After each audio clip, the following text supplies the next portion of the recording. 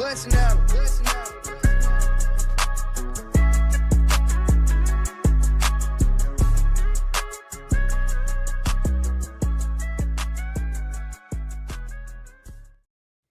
What's up, everybody? We are live on the Dimer Sports Betting Podcast. Thank you for being here with us. I'm Greg. This is my co-host, Dave.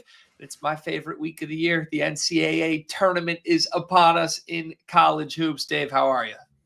I'm good, man. How are you doing? I'm just excited to be here with you for your biggest. Yeah, I mean, this is it, man. This is the Greg zone right here, and I'm glad to be a part of it here on the show.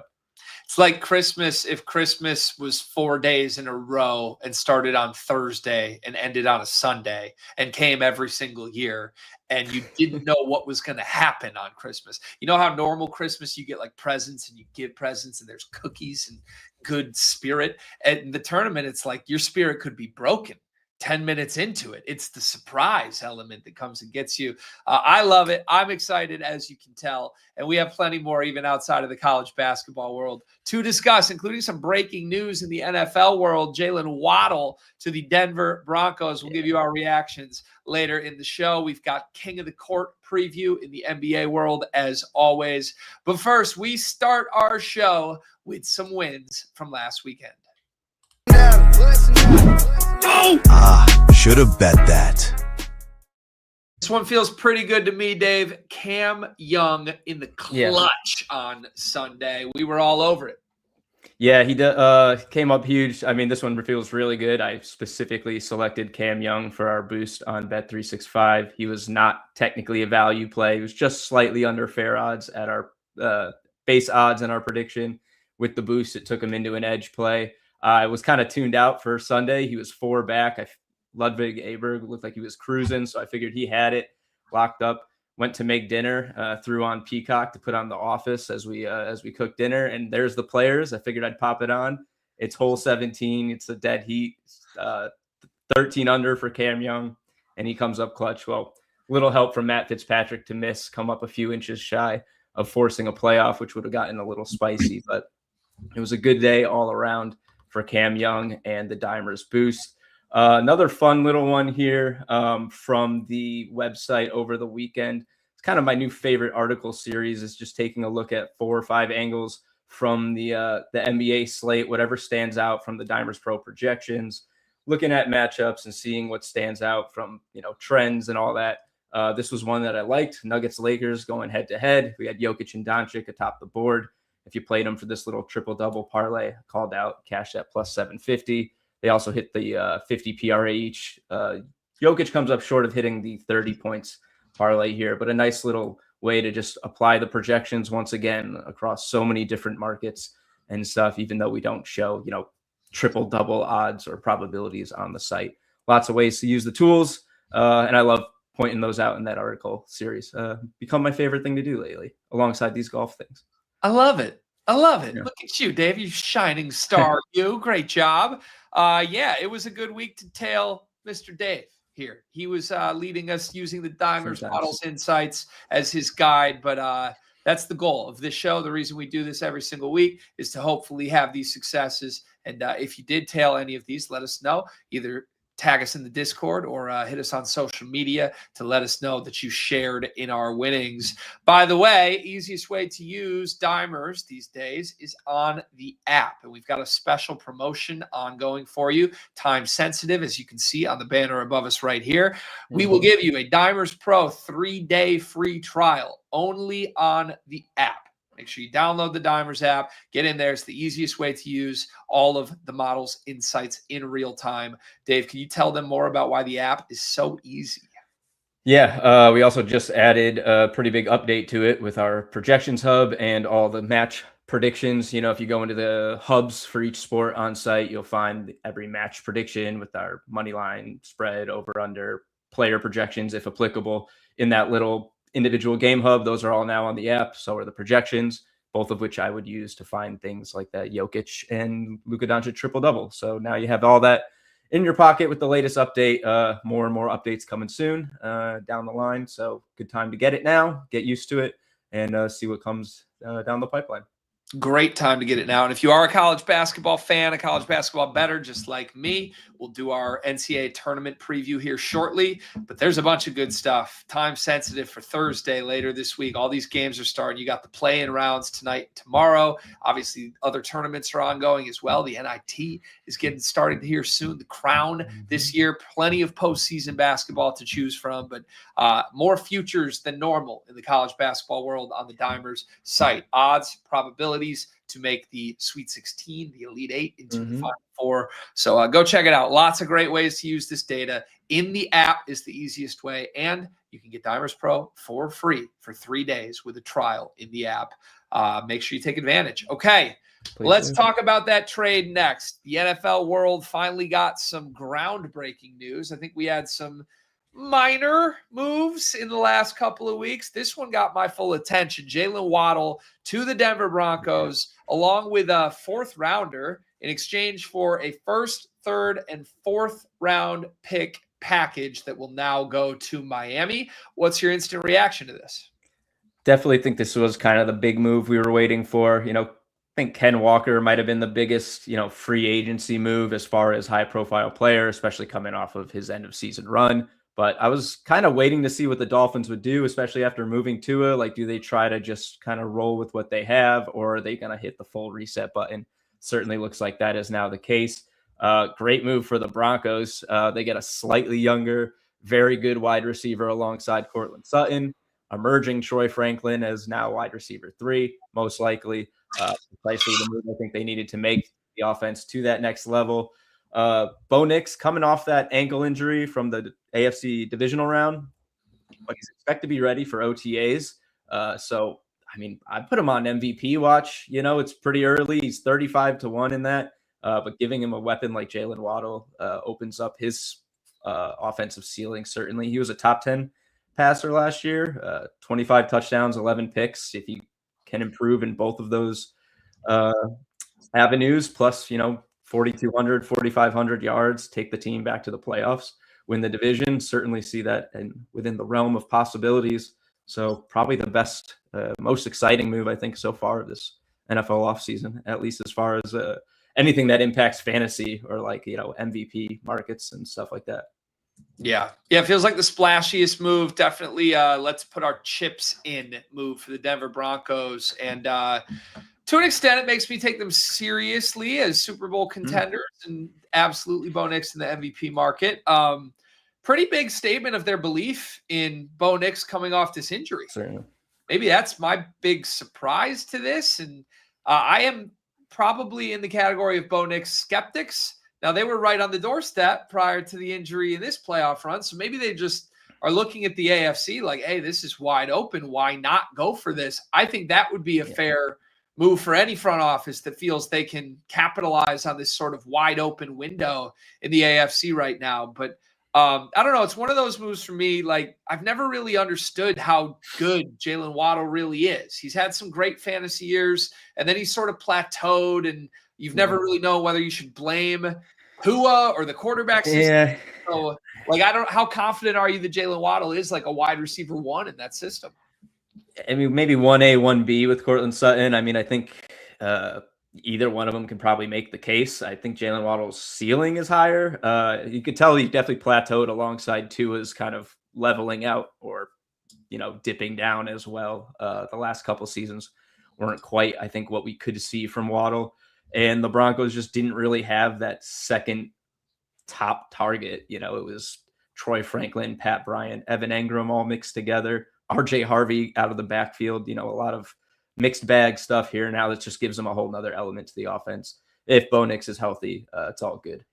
Maybe Waddle doesn't, put up wide receiver 1 numbers, but alongside Cortland Sutton, they're both going to be really great weapons. And it's good for the Broncos offense as a whole if it doesn't impact Waddle as far as making him an elite fantasy asset or a offensive player of the year candidate or something. Yeah. It'll be interesting to see. I think it's worth making the move. I wonder if it really swings their Super Bowl chances drastically in one way or the other. Certainly like it for Bo Nix and his numbers. Why would you not? But it's one of those ones. It's like, okay, you must really believe this is what Nix needs. He just needs another pass catcher. Let's go for it. That's a pretty big package. I mean, I know we're swapping fourth rounders here, but first and a third is like about as pricey as teams will go these days. Yeah, no, that's pretty serious assets. It certainly says what they envision him as. So crazy. All right. Meanwhile, if I'm Josh Allen, I'm sitting here like, for real? Like, DJ Moore, we couldn't get Jalen Waddle. Gosh, it's killing me. All right. Should be fun. I wish the NFL season was closer. I'm all ready for the return of one of our favorite sports, Dave. How about NBA action next? It is time for some more King of the Court discussion. We talked about this on last week's episode, but we have shifted to a $2 million jackpot from DraftKings that will last through the rest of the season as well. Reminder, if you're unfamiliar with how King of the Court works, $5 bet on any player prop market that you like. Use your King of the Court token. And if your player ends up leading all players that night in total points, rebounds, and assists, you and everyone else who picked that player will split a $2 million bonus bet pool. The way this works from our standpoint, we'll give you the lay of the landscape here. We have multiple players that we see some potential in for this promotion tonight. And as always, maybe you can take our insights and apply it to who you should bet for King of the Court, but you can certainly take our insights and apply it to some prop value in the market in general tonight. So where do you want to start, Dave? I want to start with a little quick bit of King of the Court trivia, I guess, with just a few left. I went back and rounded up each performance this season to just see if there were any additional little trends we could pull. Some expected things, I guess, in here. And I don't have a ton of insights here, just a couple little hits. But do you know which team has given up the most King of the Court performances this season? My only guess would be the Washington Wizards. They've given up 2, but it's not and in back-to-back weeks. So they're probably a really good target tonight for your guy, Cade Cunningham, who we'll talk about. But no, it is the Los Angeles Lakers. Whoa. 3 of them all in 2026 as well, all in the new year. Yeah, it's just kind of interesting. So it's not always, which is funny because Luka also has won the most. But then when he's not winning, it's somebody against the Lakers. So Lakers game is where I guess you want to look for King of the Court pretty much, unless it's Wizards, Pelicans or something. Pelicans gave up 2. Grizzlies gave up 2, and the Wizards gave up 2. Other than that, it's the Los Angeles Lakers with 3 Kings against them. So little fun stuff for you there. Lakers not playing tonight, so you can't do anything with it till at least next week. But yeah, let's bring up our targets as we usually do, and then a quick look at why we like each one of them for a variety of reasons. Jokic is at the top here, projected for 53 PRA against the Sixers, leading the slate by nearly 10 PRA over SGA here. League leading 27 triple doubles, 4 straight, hottest stretch pretty much of the season for him right now. Leads the NBA in rebounds and assists, top 5 scorer. His baseline alone would win pretty much most nights, which actually makes me wonder, I should go back and look. I don't think the Nuggets have played on very many Tuesdays because he's usually not featured in this, and Luka is always at the top. So he's getting a rare opportunity to win King of the Court as they don't usually play here. 76ers ranked pretty bottom 10, in all 3 PRA categories over their last 15, significantly leading, giving up rebounds to centers in that span. Jokic has got 5 games since the All-Star break with 16 plus boards. He hit 20 twice. That'd probably be the one I target tonight. He's the top projected rebounder on the slate. Hard to make the case against him unless you just want a bigger bonus bet. You probably have to look elsewhere. Second is Shai Gilgeous-Alexander against the Magic. Top projected scorer of the night, unsurprisingly, 32.2 points. 35 plus and 40 plus might be where you want to look for him. He just doesn't quite fill out the counting stats, where if he doesn't score 35 or 40, he's probably not hitting that rough, 50 PRA floor that you need. But his assist numbers have been up a little bit since the All-Star break. He's averaging about 2 more per game than his season average. That's about a 10-game sample size, so not huge. But he's got 15, 9, and 10 in his last 3 games. Only gone under 8 assists twice in that span. We've got him at 7.7 assists. So he's kind of flirting with that double-double range of being 2 within a double-double, where we like to look for those guys right outside the obvious. Little caveat would be that the Magic have given up the second fewest assists defensively over their last 15. So if he doesn't do what he's been doing lately with those assist numbers, yeah, like I said, he probably needs 40 points or so to push for King of the Court status. Third, as mentioned, Cade Cunningham. He gets the Wizards, who have given up back-to-back King of the Court performances. We got someone in the Discord who won it in back-to-back weeks simply by playing the top projected player against the Wizards. Probably not a bad strategy here. I'm sure he'll be pretty popular tonight. He's been a little boomer bust since the All-Star break, sandwiching his games since then with a 42-point and 33-point performance. He's also got like 5 games under 20 points in that span. So he's just kind of been a little up and down. Pinning the right game is the issue, or not the issue, but the tough part. Obviously, the Wizards are as good of a matchup as you get. His assist numbers are elite, averaging 11.9 per game in March. Pretty much his best stretch of the season there. Gets the perfect matchup. The Wizards are dead last in boards, so that his tertiary stat, he can probably rack up a few extra tonight. I think we had him projected for 5.4 rebounds, so nothing particularly special. Not really in that triple-double range, but adjusted for guards, even the Wizards give up the 27th most boards, so it's certainly a spot to attack tonight for him. 6+ rebounds would be plus money, so maybe that's where you look if you're looking for a single standalone deeper cut prop for him. Otherwise, play his points, play his assists. That's where the model projects him the highest. His assist number is the second highest on the night, I believe, behind only Jokic, so obviously big upside there. Going to the long shots, not quite a long shot with Victor Wembanyama at number 5 here, but he gets the Kings, which is certainly a high upside matchup. March alone, he's hit 50 plus PRA on only points and rebounds twice. So obviously he doesn't get a lot of assists, but he doesn't need the assists either to go nuclear. He gets a top 5 projection in both points and rebounds tonight. So certainly the upside is there. Kings are dead last in the West. So, you have blowout concerns, I guess, if it gets out of hand and maybe he doesn't play a full complement of minutes. But we've also seen him go absolutely nuclear in like 26 minutes this year. So it doesn't necessarily have to take a full game for Wemby, but he's already won King of the Court just last month. So, from the guys just outside the top 3, he stood out the most to me. Certainly had the best matchup of them. And then for our last guy, Karl Anthony Towns here. I'm kind of looking at this in the regard, at least last I checked, Jalen Brunson was questionable with neck and ankle injuries.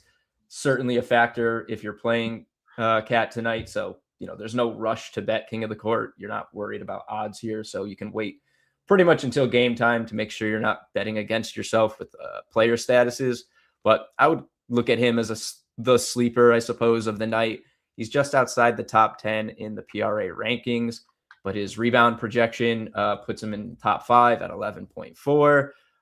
Projected for 20.4 points, but that could certainly go up if Jalen Brunson is out. Certainly his ceiling is higher if Brunson's out. I mean, he can score anyway, but just hasn't quite done it all season long. But he's had 4 games of 25 plus since the break. That's the most he's had, or his first such games since January. So he's sort of turning a corner, at least scoring wise.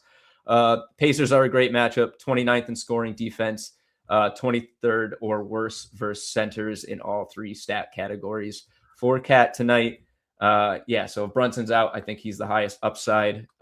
If Brunson's in, he still has that upside. It's just not quite as likely, I would say, because of the scoring. But, it's Cat. We've seen him go nuclear, and Pacers are a great matchup. So if I'm going with a deep cut, it's him. I don't know who I'm playing yet. I'm going to have to kind of feel it out closer to game time. Definitely keep an eye on the status for Brunson. That makes sense. Yeah, as far as the Wizards matchup goes, man, after the Bam out of bio experience last week, part of me is tempted to dude, what if Jalen Duren's just I might be able to get 50 this team? It's crazy, but it's not. That's how bad the Wizards defense is right now. Yeah, no, and I don't think you could go wrong with that either. Briefly crossed my mind putting together the long shots. I wouldn't be the first time we looked at 2 players from one team when the matchup was right, and that's certainly the right matchup. Hopefully no one scores 83 points tonight to win King of the Court, unless it's one of these guys on here. That would be nice. The hard part was made for me. It's first of all, it's the Wizards' tax now. Everyone who plays the King of the Court is going to sort of just look immediately to whoever the Wizards play for good reason. K just doesn't score enough, even in blowouts for me. Like you said, he'll go through like a game with 15 points for no good reason and still dominate the game, but they just don't need that from him some nights. So I almost, if I was going to play the Wizards angle, I really would zag and like throw a Duran ticket out there for $5 and just see what happens. But I think of everything you laid out here, it's probably Wemby for me tonight. Yeah, I just kind of feel it. He's in that top 5. More than half of the winners have come from the top 5 of the Dimers projections, which maybe that also just says winners have been a little chalky. They are a little bit. They're heavily carried by Luka Doncic in the chalky wins. But yeah, I mean, Wemby in a top 5 in a great matchup, hard to ignore. Maybe he just goes nuclear on the boards tonight. That might be the prop I target for him too. 14, 16 boards just for fun. His March is just absurd. Like you laid it out already, but he's been in some of his best form, highest ceiling type nights this month. You love to see it. Yeah, let me just real quick see what his boards are at. 11.2. So he's right behind Duran, who's 11.7, and he's in second. So he's right there among the top of the slate. So, yep. 26.2 points. Yeah. In the mix. All right. There we go. Thank you, Dave. Let us know who your pick for King of the Court is. And if you have any success betting any of these props that we just discussed tonight, get the 3-day free trial. Dimers Pro, only on the app. Take advantage while you can. Let's turn to golf next, where we have the Valspar Championship approaching. However, we told you at the top of the show, you boosted up Cam Young to win at 40-1 last weekend, and you had some other bets in the works last weekend as well. Yeah, Cam Young was great for us. Here it is from Bet365. Yeah, he was great. He was in our top 5 overall probability, so it was nice to see him come through. Tommy Fleetwood was a roller coaster this week, but he did cash top 10 and top 20. Both of those were plus money, highlighted in the article on site. Dropped in we had Fleetwood with an edge for, I think, top 5 and top 10 on Sunday or Saturday. I dropped it in the Discord. I played that. He ended up getting the top 10 plus 200 there live on Saturday. So that was solid. All 3 of the top winners in the article on site finished top 20, which was nice. Henley, Fleetwood, and Young. So the top of the board was really dialed in. Jake Knapp and Harry Hall, our 2 long shots, both got cut. Knapp's first finish outside at T11 this year, missed the cut by 1. Was very surprised to see him. I guess I gave him the kiss of death, putting him in the top 20 parlay with Cam Young. I couldn't believe it. I thought he was going to get it too, just on the edge of the cut and then sneak his way in to the top 20, but he didn't. I'm sure he'll bounce back in his next appearance, though. He's been absolutely on fire this year. So this week we're going to the Valspar Championship to wrap up the Florida swing of events. Innis Brooks Copperhead course is the only course that's hosted this event in all 25 editions. Plays as the hardest of not only the 4 Florida events, but one of the hardest par 71s among all non-major tournaments over the past 3 years. Runs a little over 7,350 yards. Thick rough, elevation changes, and because it's so difficult, unsurprisingly, one of the most difficult offerings of par 5s on the PGA Tour for really tough holes. Narrow fairways see guys utilize a lot of less than driver off the tee. Really short driving distance on this one compared to most courses on tour. You'll see it probably around 50%, maybe, shifted one way or the other of guys not even using the driver. Notorious run, 16th to 18th hole, the snake pit. Last year's field averaged almost a half stroke over par across the 3. Really tough stretch down at the end of the 18 holes that could upend the leaderboard, which is exactly what it did last year. Justin Thomas was going in 7 under par there and went bogey on 16-18, lost by 1 to Victor Hovland. Looks like we're going to have good weather this week, so we have that in our favor, which is a nice change of pace for most of these Florida events. We've run into delays because of weather, I think, at all 3, which is unfortunate because it messes with our updated predictions and stealing some value after round 1. Pretty big field, 135 golfers, not quite as loaded as last week. Of course, got 9 of the top 25 ranked golfers though still, so it's pretty stacked as far as, you know, your mid-tier events are concerned. Cut is top 65 and ties, 135 total golfers, so you'll see about half of them get through. And key stats to look for if you are going beyond the Dimers projections, look for guys who are good on approach, good around the green, and if they check those boxes, you want them to be good putters. Putting is really important here too. Winners tend to stand out in that regard, but it's like a complementary stat to being able to actually reach the greens. So you have to check kind of those other boxes first. And then if you also have good putting, they should have the advantage on paper anyway.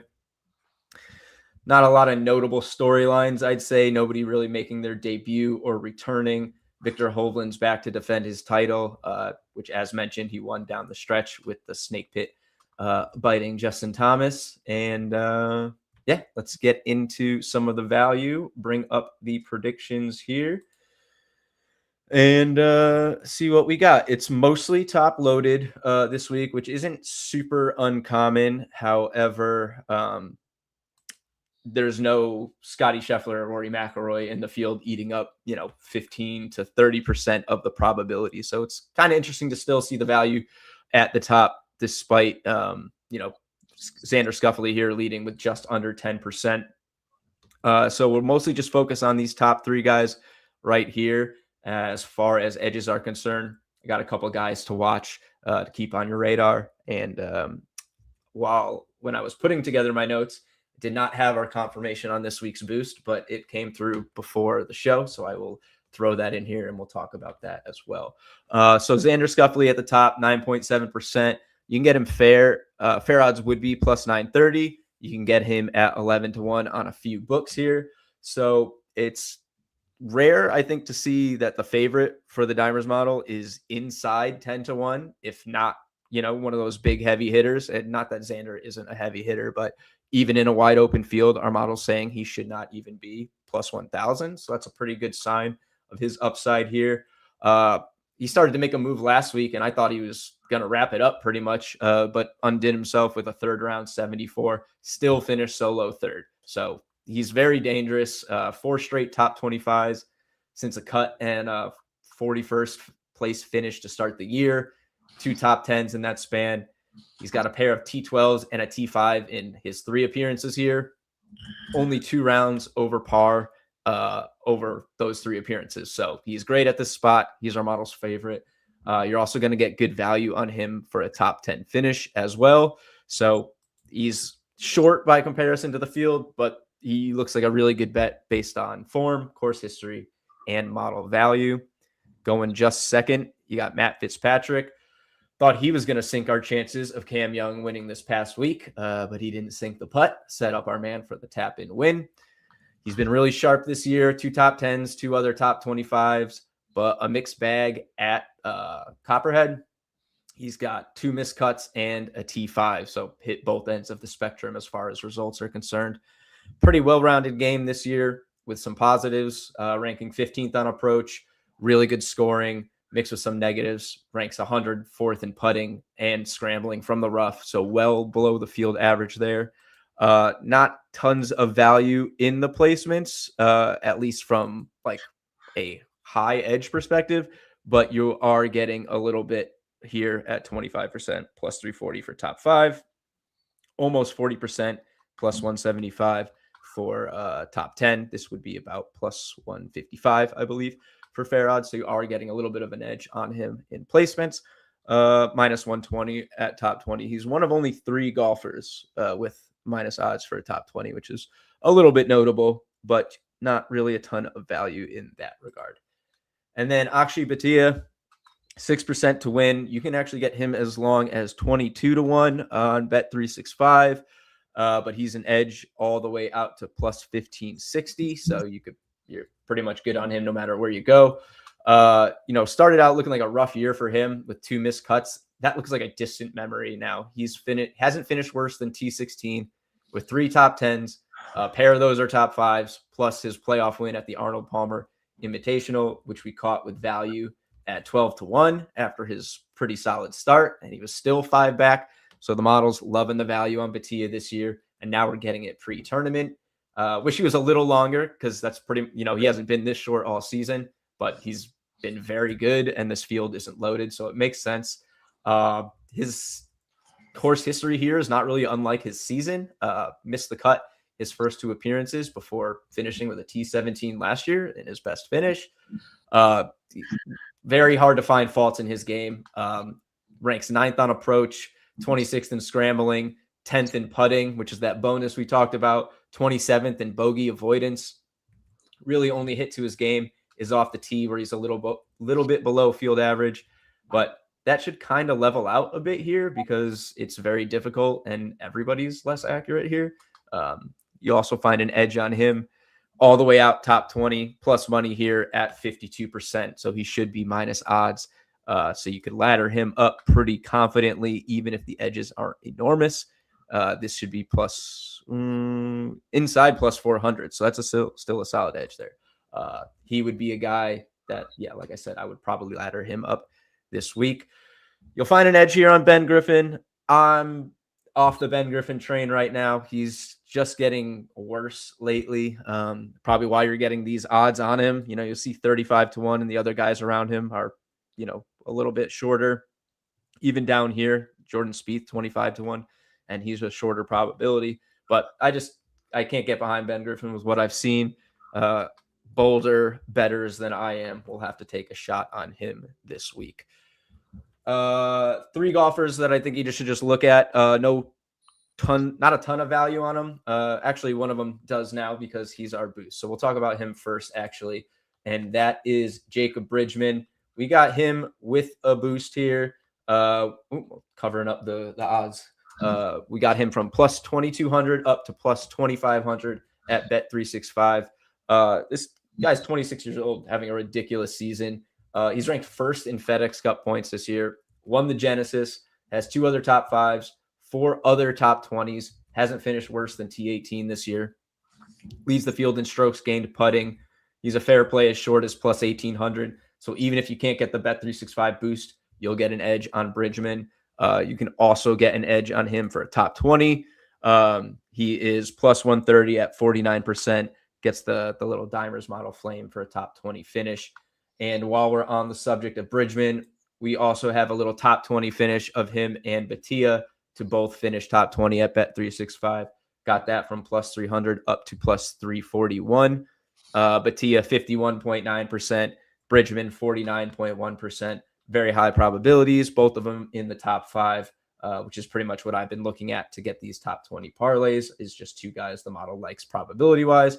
And it doesn't hurt that we're getting a little bit of an edge on them, so the model favors them a little bit more. And then just real quick, the other 2 golfers to take a look at.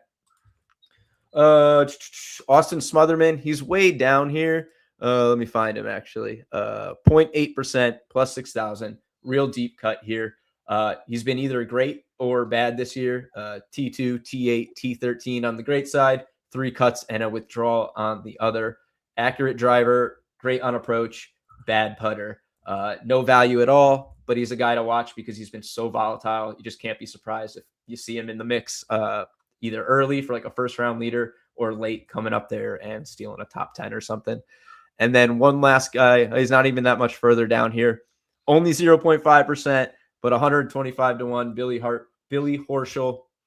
I don't have a major case for this guy other than his win probability is similar to, some of these other guys. Davis Thompson, he's 0.6 and only 55-1. Thorbjorn Olesen, he's 0.5%, only 80-1. But it's worth noting Billy Horschel's an 8-time PGA Tour winner, season best T13 at the Arnold Palmer before he took the players off. He finished T12 and T4 in his last 2 appearances here, improving on 3 cuts and T54 previously. So only 0.5% to win. But sometimes you got to sprinkle a couple of these long shots because you never know where they're going to end up in the leaderboard. So guy to watch. Plenty of guys in terms of odds compared to, where the other guys sit around them here. Zach Blair, 200-1.5%. It's a crazy long shot there, but Billy Horschel, 8-time PGA Tour winner with a T4 at this course last year. So certainly got some upside. Very nice. Okay, give me your personal winner pick. Not necessarily your favorite bet, but call your shot. Who's winning this tournament? Batia. Yeah? Yeah. I can see it. I think I'm on Fitz. I like Fitz as my outright play this week. But interesting field. Like some of the big names on earth, but then like a pretty large drop off to the rest of it, Yeah, which is, why you got Scuffley at 11-1 here. But yeah, it's him and Fitz, and then kind of everybody else feels like when you talk about at least the heavy hitters. It's from a name recognition standpoint. Spotty, to say the least. An interesting group this tournament. But all right, there's your Valspar preview. Thank you, as always, Dave. Ride the hot hand, which is the Dimers Models hand, but with Dave's hand alongside the steering. Let's get there. Dimers Pro, 3-day free trial going on right now with the app, only on the apps. Download the Dimers app. Make sure you get access to Dimers Pro for the next 3 days. And it's a particularly good time for that promotion because the next 3 days is the lead up to the NCAA tournament. That's a great segue to my favorite edition of the College Corner. College Corner. All right, Dave, I think the way I want to run this, if you don't mind, would be to have you play steerer again. Get behind the wheel and we can screen share and just jump around on the Dimers site and take a look at everything that the model has to offer for us. Let's start just with some sort of overall big picture thoughts on the way the bracket reveal shook out. The story of this college basketball season, very much so, has been that there are 3 very elite teams. They have been separated into 3 separate regions. Duke as the number 1 overall seed, Michigan and Arizona as the 1 seeds on the other half of the bracket. And I think the Dimers model continues to reinforce the likelihood that it is one of those 3 teams that will ultimately cut down the nets. Now, I will say this. I've compared our model's predictions this year to the other college basketball analytics services from time to time, a KenPom.com, a Bart Torvik and Evan Mia. These are not what I would consider competitors to Dimers by any means. They do very different things, and Dimers is your sports betting one-stop shop for all things, all sports. But sometimes it can be useful data points, and a general consensus from the college basketball analytics gurus is that after seeing the bracket shake out, there is roughly a 60% chance that one of those 3 big teams will be the eventual champion. I would point this out. If you add up the Dimers probabilities for our top 3 here, you get much higher than a 60% chance. Some back of the napkin math here says that we predict roughly a 75% chance it's one of these 3 teams. Yep. 79% and change, 80% and change. Yeah. So that is a huge gulf between what the other analytic services say and what Dimers believes based on our model simulations. And I got to say, I am in line with Dimers. I think, 60% is already viewed as a high outcome. The story of this year has been these 3 teams being elite. Nothing about their draws has flipped my brain on that. If anything, it has only emboldened me to believe that we're going to see a lot of chalk in this tournament. And that's frustrating to college basketball fans, but it also can possibly be a good opportunity for bettors that do want to back the best teams in this tournament to do so before the tournament begins. Because as you get later and later into this thing, it's going to be harder to get appetizing prices for some of the best teams in this tournament. And one thing I would point out, we are seeing some separation just in those 3 championship odds. Prior to the bracket reveal, the Dimers model viewed Michigan and Arizona as almost identical in probability winners. And Duke was not at 36%. Duke was, I believe, in the 20s, and they were the leader in the clubhouse. We come out of Selection Sunday here with Duke as an enormous favorite. Winning this tournament 1 out of 3 times is almost unheard of coming off of a draw like this. But I got to say, they're my champion pick. after seeing the draw, I do not see many roadblocks along the way until you get to a Final Four. And now they have the added benefit of being on the opposite side of the entire bracket from both Michigan and Arizona. Michigan and Arizona theoretically will have to win 2 games against the monstrous 3. Duke will only have to win 1. I think it's a pretty large advantage. Yeah, better odds too. They were around plus 340. I think them and Michigan almost identical. Like you said, about 21, 22% for both of them. Now you have a much bigger probability, better odds. How much of that do you think is them landing on that side of the bracket that but then their odds got worse, like, slightly, despite maybe a better draw.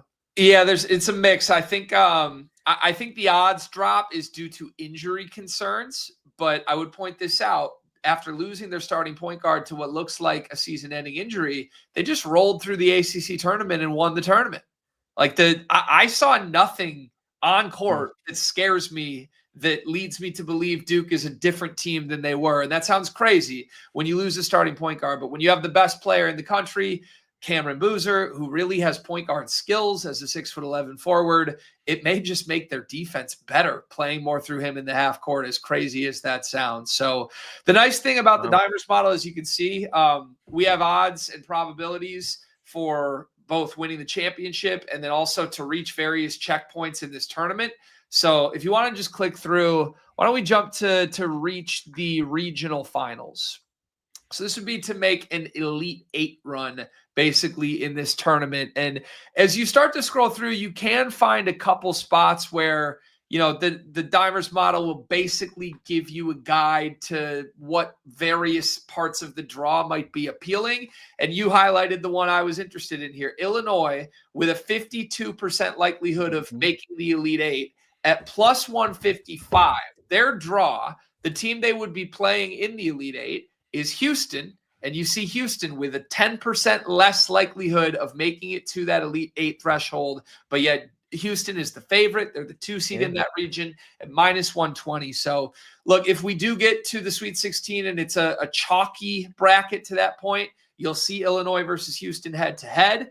To me, the reason Illinois has a 10% higher probability could be a mix of things. It could be the Divers model saying, hey, we like Illinois head-to-head with Houston. I would expect the model to back that up in an eventual matchup. But also, Illinois' draw in the first 2 rounds is part of the interesting nature of this flip, I think, because Illinois has either North Carolina or VCU in the second round of this tournament. North Carolina does not have Caleb Wilson, their superstar. That's not a team the model has believed much in as of late. I think Illinois got a very favorable path to that Houston game. Not saying that Houston didn't. They will be sizable favorites in both their first and second matchup. But this is just kind of how I like to use the model's data to sort of identify spots in the bracket where the model seems to suggest, hey, there's some weakness here. This team got a good draw, and maybe use that to guide some of my pre-tournament futures. Any thoughts here on Iowa State? Also looking like a nice little value, almost even money, 63%. Yeah, going to have some very, significant edge there at a 63% probability and almost to pick them to get there as if it was a yes or no bet. I would point out they are in Michigan's region. So that matchup in the Elite 8 would be Michigan, Iowa State, but this is to get there. And it is an incredibly weak portion of the bracket. You look at the teams Iowa State would have to play, potentially a Kentucky or a Santa Clara in the second round. That's just not really a scary portion of this draw whatsoever. So, yeah, that is one of the regions when I filled out my bracket. I didn't have to put much thought into Michigan and Iowa State in the Elite 8. And at minus 105, that's absolutely one of my favorite bets you can make pre-tournament. Nice. How about your guy? I got to check in on your guy. Oh, out of curiosity here, because you called this out some time back, as some will recall from our Super Bowl parlay, our futures contest, St. John's. So it looks like they're about the same. I think you got them 1,500, though, 15 to 1 back when you called them out to make the Final Four. So getting a little bit. We got screwed. That happened. So the draw for St. John's could not be more problematic to our future that includes St. John's. We've got Kansas in the second round if all favorites win. And as you see, Kansas has a higher probability, according to our model, to get there. And then if you beat Kansas, you get Duke, the favorite in the entire tournament. It could not have been a less favorable draw for our futures ticket, but I will say I still don't hate it. I still believe in this St. John's team. I actually want to call out fierce in that Big East championship. I was disgusted with what I saw by UConn in that. It was pretty pathetic, but they were just all over them, man. They were hounding them. That's the thing. I was watching that tournament. Like, I love that we have a St. John's Final Four ticket, but that's the breaks of this tournament every year. Is draw is such an important part of this. I do want to look at one other thing I found interesting as I was sorting through this morning. Can you go to make the round of 16 for me? Mm-hmm. And we're going to scroll down a little bit here, but I want to call out an interesting spot. You see that Nebraska spot. So once again, here, a 54% probability rounding up at plus money. I think that's a pretty reasonable bet. And I would also call out Vanderbilt below them. They are in the same pot. Now, they both have some complicated first-round matchups. Nebraska is taking on a Troy team that a lot of people really like. Vanderbilt is taking on a McNeese team that I think is one of the best mid-majors in this entire tournament and could easily win that game outright. If both the favorites won, we would see Nebraska versus Vanderbilt in the round of 32 to go to the Sweet 16. These probabilities you see in front of you are likelihood to make a Sweet 16. Really interesting to me that the Dimers model has Nebraska as an 8% more likely team to make the Sweet 16 than a Vanderbilt team that is, I think, going to be the betting favorite against Nebraska if we get to that game. It does reinforce some personal opinions that I used when I filled out my bracket. I have Nebraska winning and getting to a Sweet 16 and even upsetting Florida when they get there. I think they got a very favorable draw to their defense that forces three-point attempts from certain players. And Vanderbilt on the other end, I have them losing first round to McNeese. I think that's a really difficult matchup, a team that forces more steals, more turnovers than any team in the country against an undersized Vanderbilt backcourt. So, I've been kind of listening to a lot of experts' picks, and there are a lot of people that feel the opposite of that it's a good draw for Vanderbilt. I felt like I was backed up by the Dimers model to see that it reinforces Nebraska as the more likely team at plus money to make a Sweet 16. I love when the model vindicates me in my own personal gut feel. It's great feel. It's a great place to be. Nirvana of betting. It's absolutely the best. You got to love it. All right. So there's sort of my high level futures look at all of this. Again, feel free to get Dimers Pro and sort through all of this yourself. I'm sure you'll find just as much as I did. And even if you just sort of use the tool the same way I do to fact check your own personal opinions, you can kind of feel empowered behind some of your beliefs or maybe talked out of some wrong decisions before the games begin. Let's just go to game predictions next, because we do have the first four starting tonight. And we got all the way up to the first round. Just is on here. So yeah, it's nice. So and when like I mentioned at the top of the show, you've got other tournaments, the NIT and the Crown, also beginning this week. So if you want to just bet college basketball, whether or not it is the NCAA tournament, we still have probabilities, best bets for you. The model isn't going to stop working the way it has all season long, but just at a quick glance, we can look at these two NCAA tournament opening night games here. We're expecting a very close game between Howard and UMBC. I wouldn't say there's necessarily anything worth playing here at what the odds makers have listed this game at. It's essentially a pick 'em. Howard plus 1.5 is sort of the biggest number you can get. And as you see, a negative edge at our model's prognostication for this game. I have no strong feelings in this one. You will remember UMBC is the program that was the first ever 16 seed to upset a 1 seed years ago. If you're a believer in the mystique of March, maybe you want to talk yourself into the Golden Retrievers here, but this is a total toss-up game. There's nothing schematic that signals an advantage here, and I think the Dimers model seems to back up staying away from it from a betting perspective. If you don't mind jumping over to Texas and NC State next, that's really the first – I don't want to say high quality game, but this is 2 11 seeds competing for a chance to play BYU in the first round. And BYU is filled with injury concerns right now. I think whoever wins this game is going to feel they have a chance to make a real run in this tournament. And I am looking at this, a 56% likelihood from the model that we see Texas cover plus 1.5. This NC State team this year has really been erratic. At times, they have sort of scrapped their key personnel and just benched key starters for entire games. It has felt like a team that really is not meshing with first-year coach Will Wade. This is Sean Miller, who is going to be a Hall of Fame coach one day. And it's really one of his first chances to make a run at Texas. They got a favorable draw, as I mentioned, with BYU coming up next. I'm on Texas to win this game outright. You see a small edge, a 1% edge at Texas money line in this game. But if you take that plus 1.5 point, it's a sizable enough probability and edge for me to make this an official play. Nice. I love seeing the complete pick'em nature of these two games too, with a lot of lopsided stuff in the opening round. It's nice to literally start the tournament with games the model can't pick, but has dead even. Yeah. At least in terms of how evenly matched these teams can be, and hopefully a sign of things to come for entertainment purposes for the tournament. If both these games come down to the wire as expected, that's a good sign that the madness is upcoming. All right. I also want to just go to the best bets page real quickly. So as you can see, there are games populated in here from all of those tournaments I mentioned, along with games for the entire first round of the NCAA tournament that begin or tip off on Thursday and Friday. I'll just kind of sort through here and give you a few of these that are also on my personal card for Thursday and Friday. Beginning with that Santa Clara plus 3.5 against Kentucky. Now, this is a little bit of a psychological handicap for me, but this Kentucky season has been the season from hell.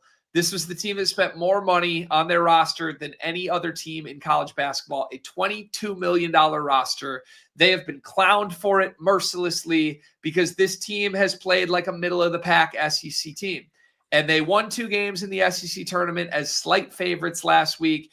It does not inspire me that a serious March run is upcoming.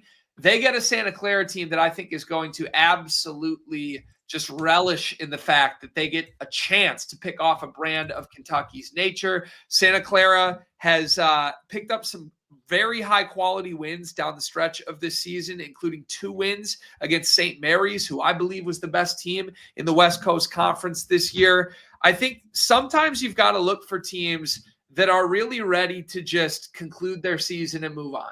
And Kentucky really does qualify as one of those teams for me right now that has a bunch of really paid mercenaries that are 23 to 24 years old, kind of stayed one extra year in college because they had to. And look, you've got to trust that certain coaches are not the guys to steer the ship and get those teams to flip the switch at the right time. For me, there's a big coaching advantage for Santa Clara in this game, and the Dimers model backing a high probability with a decent edge. Not a surprise to me whatsoever. I'm on Santa Clara money line to win the game outright, but take the 3.5 points to get that added probability. Nice. Thanks, Greg. Absolutely. And then if you want to scroll down, I've got maybe 1 to 2 more I can call out. Let's go to that Michigan State one that we passed next. Yes. Yeah, there we go. Minus 16.5 here against North Dakota State. I'll keep this one short and simple. North Dakota State is the Summit League Conference Tournament champions. They are not a particularly strong mid-major team by any means, but on their statistical profile, the number one thing they do well is rebound. They are a pretty elite rebounding team at a national level. However, a big portion of that being such a high-ranking stat for them is competition level and the teams they're playing in the Summit League. There are not many teams that even intend to crash the offensive boards, let alone are successful in doing it. They are the 5th best defensive rebounding team in the sport because of who they have played. I think when you have to go up against a Tom Izzo team that is built around rebounding on both ends with 2 veteran senior bigs that have done it at the highest level, that rebounding advantage basically goes away. And if you rip out the one thing that this North Dakota State team does well against a Michigan State team, it's like just taking Superman's powers from him. there's no hope of them winning the rebounding battle against Michigan State. I think you see the Spartans turn it up and run away with it. 16.5, a small number, especially when a lot of other 3 seeds in this tournament are favored by up to 23.5 points. It's a very favorable bet for me. And you see, again, a 54% probability. I'll stay right where you have this paused for my final bet I like for the opening round. VCU plus 2.5 against North Carolina. I am on VCU to win outright here. Get the 2.5 points to get the highest probability, 56% per the Dimers model. But analytically, North Carolina, without their best player, Caleb Wilson, has been a totally different team. They rank outside the top 50 in both offensive and defensive efficiency in their last 8 games. Those are all 8 games since Caleb Wilson suffered his injury. Now, you look at the wins and losses, the overall schedule, it doesn't look like they've fallen apart. They're not getting blown out in ACC play. But I think they're still vulnerable, and I think they're kind of overpriced by the market that hasn't adjusted for just how poor they really have been since the injury. Enter a VCU team that presses full court, puts a lot of pressure on your ball handlers. North Carolina starts a freshman point guard in Derek Dixon, who I just don't expect to be ready for a game like this. I think VCU is a live dog, 2.5. Again, a great number to get. I'll be on the Rams to win this game outright as well. You never disappoint, Greg. I love it, man. You got to love it, Dave. If I could bet all 32 games for this tournament, I would, and I can, so I will. But the Dimers model will be my finest resource in doing just that. And I do want to call this out too. You and I have to talk after the show, but I am going to be traveling for the remainder of the week. I'm going to be out in Los Angeles for an event, doing some shows during the first round of the tournament. So I'm sure I'll find a way to maybe put some formal picks in your hands before the next episode of this show.